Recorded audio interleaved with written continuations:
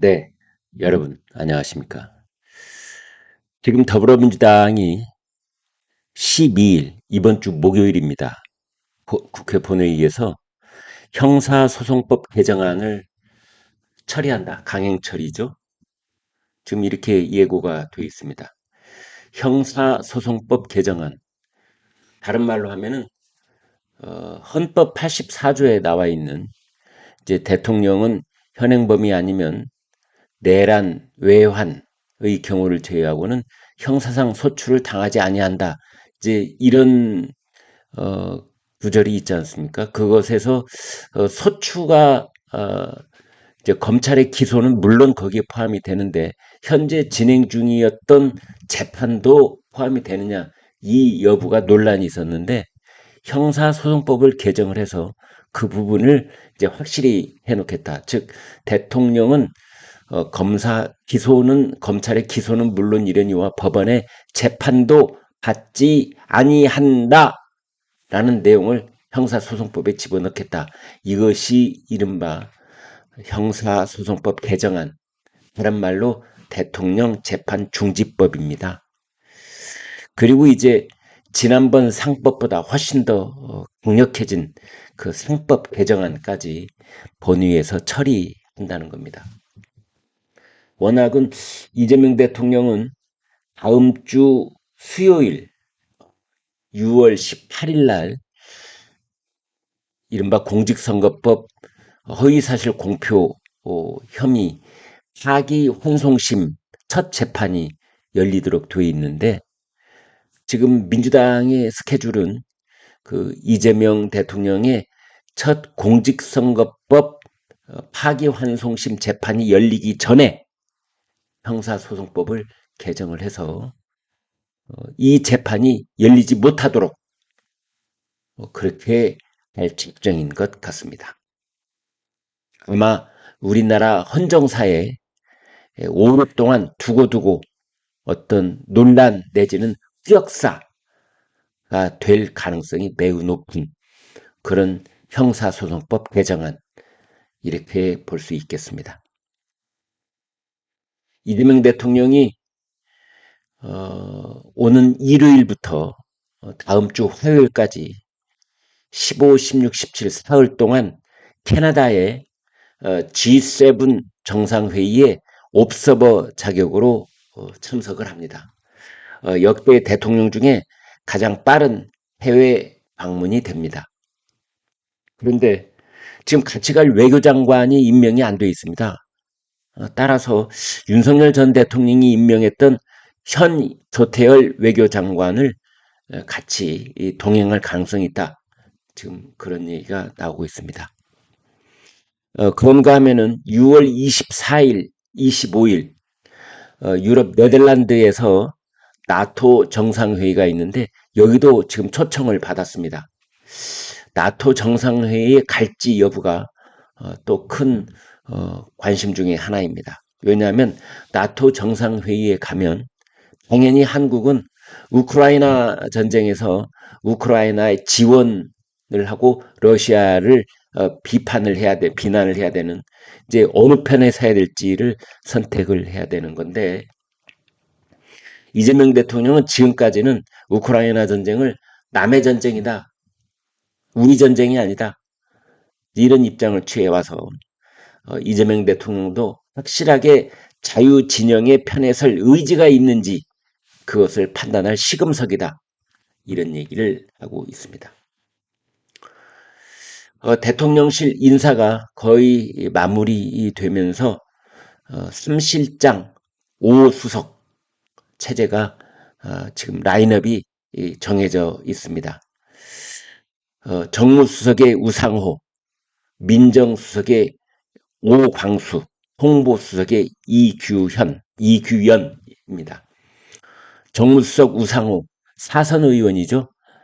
네, 여러분 뭐 우상호가 누군지 잘 아시고 있을 겁니다. 지난번 총선에는 나오지 않았었는데 우상호 정무수석은 서울시장 아마 지금 후보로 가장 유력한 사람으로 알려져 있는데 정무수석을 거친 뒤 내년 지방선거에서 서울시장 출마할 가능성도 있는 사람입니다. 오광수 민정수석은 특수통 검사에서 민주당 내부에서도 반대 논란이 있었던 인물입니다. 그런데 이재명 대통령하고 사법연수원 동기생이어서 아마 발탁이 된 것 같습니다. 홍부석 이규연 JTBC 출신입니다. 비서실장의 강훈식, 정책실장의 김용범, 안보실장의 위성루 이렇게 돼 있고요.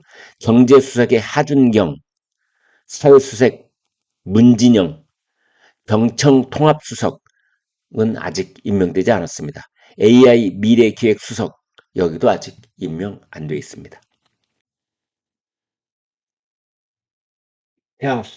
지난주에 이른바 특검법 3개가 국회 본회의를 통과를 했죠. 내란 특검법, 김건희 특검법, 최상병 특검법. 자, 이제 특검을 임명을 해야 되는데 누구를 임명할 것이냐. 이것이 큰 관건 중에 하나입니다. 야당도 보수 진영도 수긍할 만한 인물을 찾겠다. 말은 그럴듯합니다만 내용을 뜯어보면은 민주당과 조국혁신당 두 당만 추천권을 갖고 있습니다. 그래놓고 야당도 보수 진영도 수긍할 만한 인물을 찾겠다. 이러니 앞뒤가 좀 안 맞는 그런 상황입니다. 지금 헌법재판관 후보 3사람 중에 이재명 대통령을 위해서 이러저러한 변호를 맡아왔던 이승엽 변호사가 그 헌법재판 후보로 포함되어 있어서 지금 크게 논란이 되고 있습니다. 헌법재판소는 가령 그 형사소송법 개정안이 통과가 되면 즉 대통령 재직 중에는 소출을 받지 아니한다 이 구절 헌법 84조에 재판이 포함되는지 여부가 형사소송법에 의해서 그것이 재판도 포함된다라는 식으로 개정안이 통과가 되면 국민의힘에서 이것을 헌법 소원을 낼 가능성이 매우 높습니다. 이제 그 경우에 이 헌법 소원에 대해서 헌법재판소가 그걸 이제 판단을 내려야 되는데 지금까지 이재명 대통령을 위해서 바로 그 대목을 변호해 왔던 이승엽 변호사가 헌법재판관이 된다는 게 말이 되느냐? 이런 논란인 거지요. 그런데 이에 대해서 대통령실은 이해 충돌이라는 논란에 대해서 이해가 되지 않는다. 이런 얘기를 하고 있습니다. 그러자 국민의힘에서는 헌법재판소가 이재명 대통령의 방탄 하청 로펌이 돼서는 안 된다. 지금 그렇게 반발하고 있습니다. 김문수 전 노동장관, 김문수 전 국민의힘 대통령 후보가 나경원, 안철수 두 의원과 회동을 했습니다. 안철수 의원하고는 저녁밥을 같이 먹었고요. 나경원 의원하고는 차담을 했다고 합니다. 두 사람 모두 김문수 후보 캠프에서 선대위원장을 맡았던 사람들입니다. 김재원, 김문수 후보 비서실장을 역임한 김재원 전 최고위원은 차기 당대표 선거와 관련된 얘기는 없었다. 이렇게 말을 했습니다만 그러나 밖에서 보기엔 누가 봐도 지금 정권 투쟁을 놓고 김문수 전 후보가 자기 진영 사람으로 확실하게 뭔가 네트워킹을 하고 있는 것 아닌가 이렇게들 다 보고 있습니다. 국민의힘 비대위원장 김용태 9월 초에 전당대회를 개최하겠다. 그래서 내년 지방선거는 새로운 당대표가 비대위 체제가 아니라 새로운 당대표가 내년 지방선거에 준비를 하도록 하겠다라고 밝혔습니다. 그리고 대통령 탄핵 반대 당론을 무효화하겠다라는 말도 했습니다. 그걸 무효화하지 않으면 대통령 탄핵에 찬성했던 진영과 반대했던 진영, 이 국민의힘 내부가 계속해서 금년도 내년까지도 그걸 가지고 서로 줄 가능성이 높기 때문에 그 내부 분열을 막기 위해서라도 대통령 탄핵에 반대다라고 했던 당론을 무효화하겠다. 이제 또 하나 논란이 될 수 있는 건 후보 교체 파동과 관련해 당무감사를 하겠다라고 말했습니다. 이 후보 교체 파동, 그 이제 주역이 친윤계잖아요.